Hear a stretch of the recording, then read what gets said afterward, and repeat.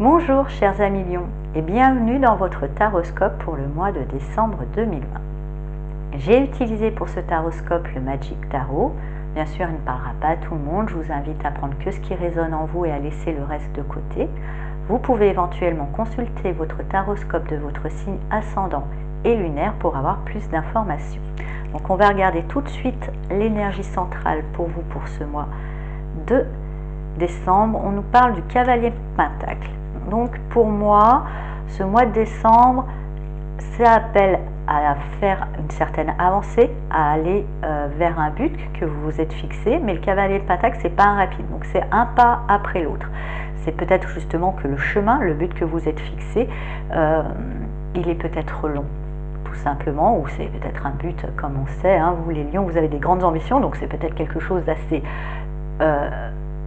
haut à atteindre, et donc comme pour gravir une montagne, hein, on n'y va pas en se précipitant, on met un coup de piolet, un coup de crampon, un coup de piolet, un coup de crampon, et on y va doucement mais sûrement. En tous les cas, voilà, vous allez continuer votre ascension et votre parcours vers un projet qui vous tient à cœur sur ce mois de décembre.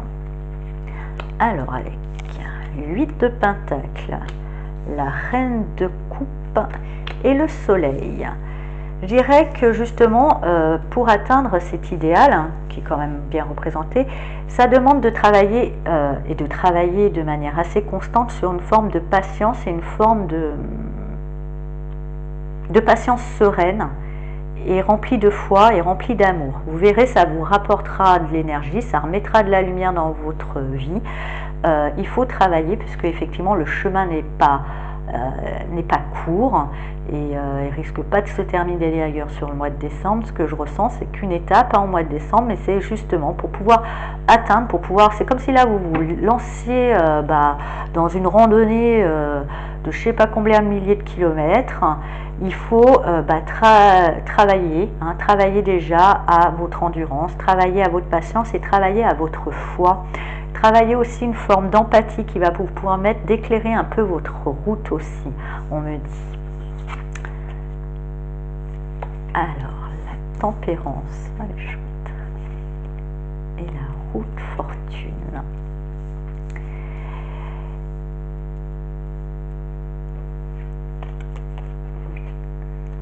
Donc, effectivement, hein, en travaillant aussi du coup sur cette patience, ça va vous permettre d'atteindre aussi une forme de guérison ou de pacifier une certaine situation, justement en travaillant votre patience et en travaillant, je ne sais pas pourquoi j'entendais empathie, donc je vous le disais, empathie.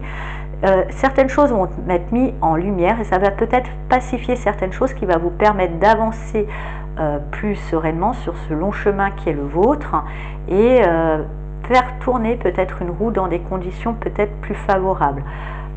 Sachant que la roue, quand elle tourne, c'est toujours un peu compliqué, hein. Vous voyez, on peut aller soit dans les flammes, soit dans les airs, ça dépend d'où vous partez. Si vous êtes du bas, vous allez forcément vers le haut, en tous les cas. Mais en tous les cas, avancer malgré les aléas de la vie, guérir une certaine... Voilà, en étant dans une certaine empathie, dans une certaine foi, une certaine confiance et une certaine patience qu'il va falloir travailler, car effectivement, c'est pas votre fort au départ, mais je comprends, hein, moi non plus, hein, mais ça se travaille, je le sais, pour l'avoir fait. Vous trouverez une certaine lumière, vous allez avoir un certain éclairage et vous allez trouver une certaine énergie pour justement guérir certaines choses et avancer plus tranquillement sur ce long chemin et peut-être faire tourner un petit peu les événements à votre faveur.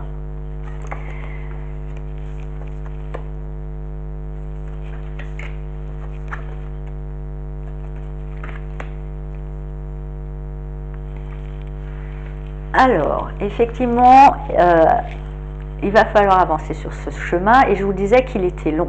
Il était long, donc là vous regagnez plein d'espoir et il faut vraiment travailler votre patience pour ne pas tomber dans une forme justement de voir que le verre à moitié vide, d'une forme d'insatisfaction qui risque de vous enfermer et qu'il faudrait vous extirper parce que ça ne va pas vous aider à avancer sur ce long chemin. Oui, il est long, donc forcément vous n'avez pas encore tout obtenu, même si vous avez guéri certaines choses, vous avez permis à certaines choses d'évoluer plus positivement, vous n'êtes pas encore au bout de cette route qui est plutôt longue, je vous le rappelle. Donc travaillez cette patience et ne tombez pas dans une forme d'insatisfaction. Voyez ce que vous avez accompli plutôt que de voir ce qui reste à accomplir. Vous voyez, c'est déjà plus motivant parce que ça risque de vous enfermer. Il faudra vous extirper de tout ça, hein. Il faudra vous sortir,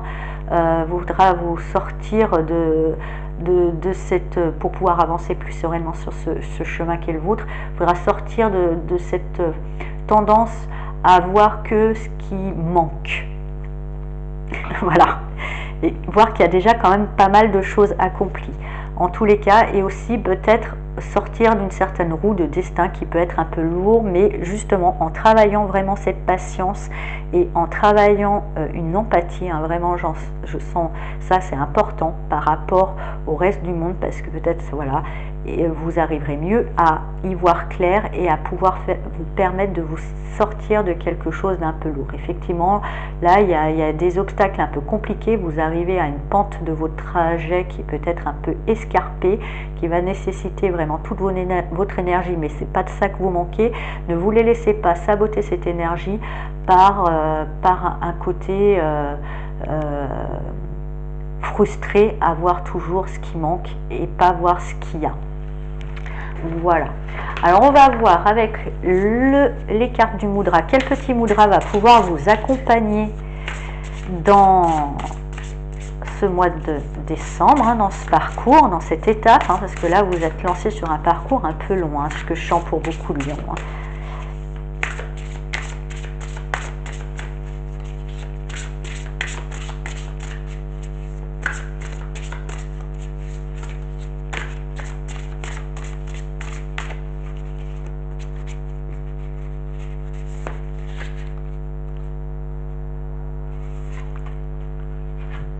Alors, aspiration fervente, saluez-la.